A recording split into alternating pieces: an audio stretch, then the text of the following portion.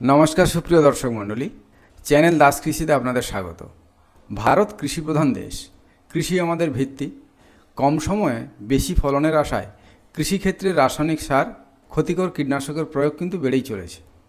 আপনারা প্রত্যেকেই জানেন রাসায়নিকের ক্ষতিকারক প্রভাব কাটাতে জৈব সার ও জৈব কৃষি অনস্বীকার্য।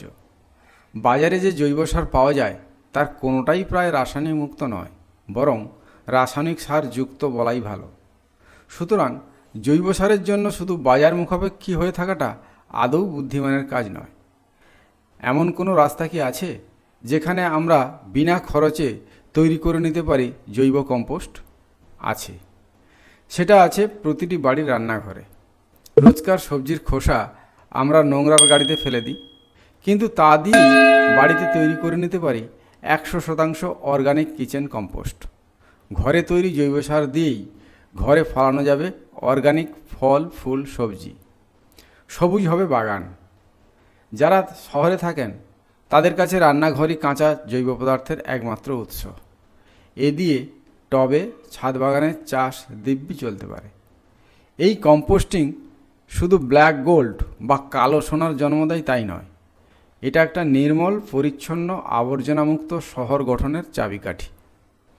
আজ এই ভিডিওতে আলোচনা করছি খুব দ্রুত ও সহজে একসঙ্গে দু ধরনের গন্ধহীন কম্পোস্ট ও তরল সার কীভাবে তৈরি করা যায়, তাও আবার মাত্র 30 দিনে ওয়েস্ট ডিকম্পোজারের সাহায্যে। Making compost and liquid manure by waste decomposer.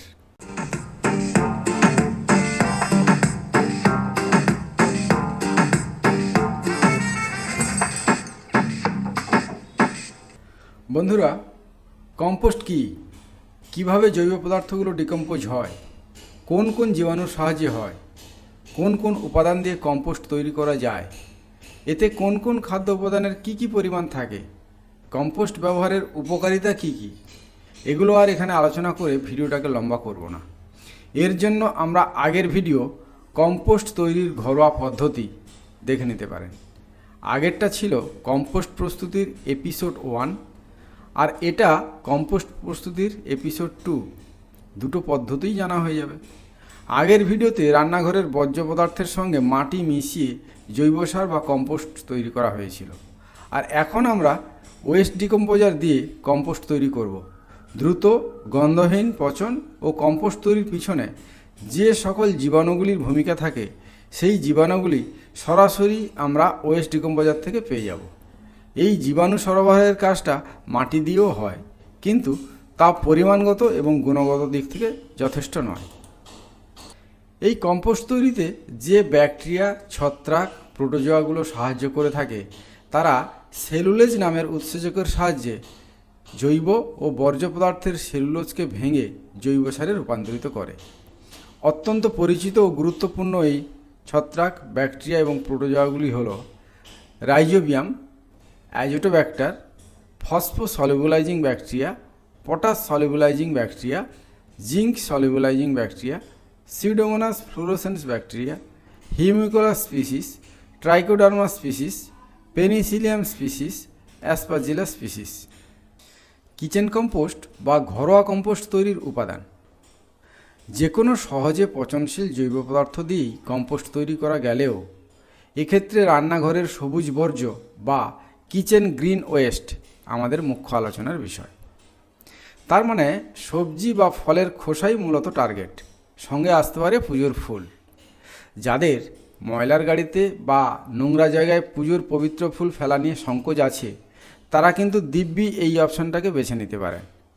তবে রান্নাঘরের বর্জ্য মানে কখনোই রান্নার বা খাওয়ার উচ্ছিষ্ট নয়। কিন্তু কিচেন কম্পোস্টিংয়ে যে উপাদানগুলি ভুলেও দেবেন না: মাংস, হাড় বা অন্যান্য প্রাণীজ দ্রব্য যেমন তরুণাস্থি, চর্বি, চামড়া, মাছের দ্রব্য, দুগ্ধজাত দ্রব্য যেমন দুধ, পনির, দই ইত্যাদি, মৃত পশুর বর্জ্য, যে কোনো ধরনের গ্রিস বা তেল। বন্ধুরা, এবার আসি কম্পোস্ট প্রস্তুতির আসল জায়গায়। প্রথম থেকেই রান্নাঘরে আলাদা আলাদা পাত্রে জৈব এবং অজৈব কিচেন বর্জ্য রাখতে হবে। এবার একটি ড্রামে প্রতিদিনের জমানো সবুজ জৈব বর্জ্যগুলি ঢালতে হবে। ঢালার পর একটি লাঠি দিয়ে পুরনো ও নতুন বর্জ্যগুলি একসঙ্গে মাখিয়ে দিতে হবে। তারপর একটা ছোট্ট হ্যান্ড স্প্রেয়ারের সাহায্যে ওয়েস্ট ডিকম্পোজার দ্রবণ স্প্রে করে দিতে হবে। ড্রামের মুখটি একটি মশারির নেটের টুকরো দিয়ে ঢেকে দেওয়া হয়, যাতে ওখানে মশা জাতীয় কোনো কীটপতঙ্গ জন্মাতে না পারে। এর উপর একটা আলগা প্লাস্টিকের ঢাকনা দিয়ে দিতে হবে, যাতে সহজে বায়ু চলাচল করতে পারে, আবার বৃষ্টির জলও সহজে ড্রামে যাতে না ঢুকে যায়। বলে রাখা ভালো, এখানে কম্পোস্টার বিন হিসেবে যে সকল পাত্র ব্যবহার করা হয়েছে সেগুলি সবই স্ক্র্যাপ ম্যাটেরিয়াল, অর্থাৎ বাড়ির অব্যবহৃত ফেলে দেওয়া বালতি, ড্রাম, ফিল্টার ইত্যাদি। আপনারাও এরকম বাতিল জিনিসপত্র থাকলে বুদ্ধি খাটিয়ে মডেল অনুযায়ী বানিয়ে নিতে পারেন। এভাবে 10 থেকে 15 দিন জমানোর পর ড্রামটি প্রায় ভর্তি হয়ে আসবে। 1-2 দিন ছাড়া ড্রামের ভিতরের জৈব পদার্থগুলি লাঠি দিয়ে ঘেঁটে দিতে হবে। ভর্তি হয়ে আসার পর প্রথম ড্রামের এই আধপচা বর্জ্যগুলিকে কম্পোস্টার বিনে স্থানান্তর করতে হবে। ওয়েস্ট ডিকম্পোজারের মধ্যে যে জীবাণুগুলি থাকে সেগুলি জৈব পদার্থের পচনে সাহায্য করে। এই পচন চলাকালীন কাঁচা সবুজ জৈব বর্জ্য থেকে জলীয় অংশ বেরিয়ে আসে এবং ওই ড্রামে সঞ্চিত হয়। এটা কম্পোস্ট তৈরির প্রথম পর্যায়। দ্বিতীয় পর্যায়ে হাতে বানানো কম্পোস্টার বিনে কম্পোস্ট তৈরির ভিডিওর পাশাপাশি কম্পোস্টার বিনের একটি মডেলও আপনাদেরকে দেখাচ্ছি, যাতে আপনাদের বুঝতে সুবিধা হয়। প্রথমে নিচে একটি স্ট্যান্ড বা ইট পেতে নিতে হবে, যার উপর একটি ট্যাপকলযুক্ত ড্রাম বা বালতি বসিয়ে দেওয়া হয়। নিচের ড্রামে উপরের ড্রাম থেকে জলীয় তরল অংশ ফিল্টার হয়ে পড়বে এবং নিচের ড্রামে সঞ্চিত হবে। এটাই তরল সার। আমার ভিডিওতে নিচের ড্রামটা আগে থেকেই বসানো আছে এবং তাতে তরল সার ভর্তি আছে। মডেলটা দেখলে আপনারা আরও ভালো বুঝতে পারবেন। উপরের ড্রাম হিসেবে আমার এখানে একটা ভাঙা বালতি ব্যবহার করা হয়েছে। বালতির তলাটায় ফিল্টারের জন্য কয়েকটি ছিদ্র করে নেওয়া হয়, যেটা দিয়ে জৈব তরল অংশ নিচের ড্রামে জমা হতে পারে।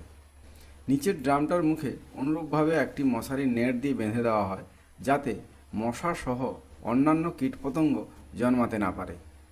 প্রথম ড্রামের উপর দ্বিতীয় ড্রাম বা বালতিটি রাখা হলো।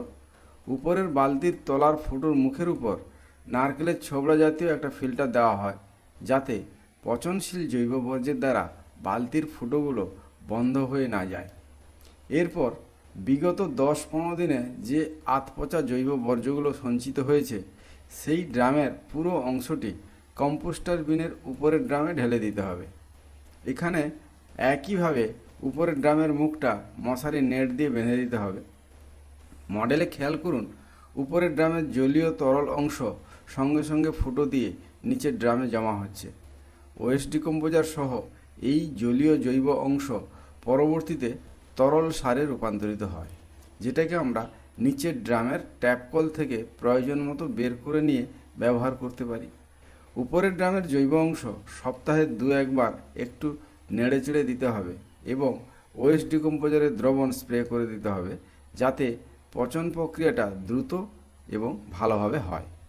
এইভাবে 30 দিন অপেক্ষা করার পর একটি উত্তম রূপে পাচিত জৈব সার আমরা দেখতে পাব এবং উপরের ড্রামের সমস্ত জৈব অংশগুলি যত পচতে থাকবে তত নিচের দিকে নেমে যাবে এবং আগের যে চটচটে কাদা কাদা ভাবটা ছিল সেটা অনেকটাই ঝুরঝুরে হয়ে যাবে, কোনো গন্ধ থাকবে না। ওটাকে নামিয়ে নিয়ে আমরা একটা ছায়াযুক্ত স্থানে প্লাস্টিক বা বস্তার উপর লাঠি দিয়ে ছড়িয়ে দেব। 1-2 দিনের মধ্যে শুকিয়ে গেলে কাদা কাদা ভাবটা আর থাকবে না। এটা মনে রাখবেন, কখনোই সরাসরি সূর্যালোকে বা রোদে জৈব সার শুকনো করা উচিত নয়। সবসময় ছায়াযুক্ত স্থানে বাতাস লাগিয়ে ঝুরঝুরে করে নিতে হবে। রোদে শুকোলে জৈব ও রাসায়নিক গুণগুলো নষ্ট হয়ে যায়। এটাই আমাদের ব্ল্যাক গোল্ড বা কালো সোনা, ঘরে তৈরি কিচেন কম্পোস্ট। হ্যাঁ, সঙ্গে আরেকটা জিনিস পাওয়া যাচ্ছে, সেটা হচ্ছে তরল সার, যেটা উপরের ড্রাম থেকে নিচের ড্রামে সঞ্চিত হয়।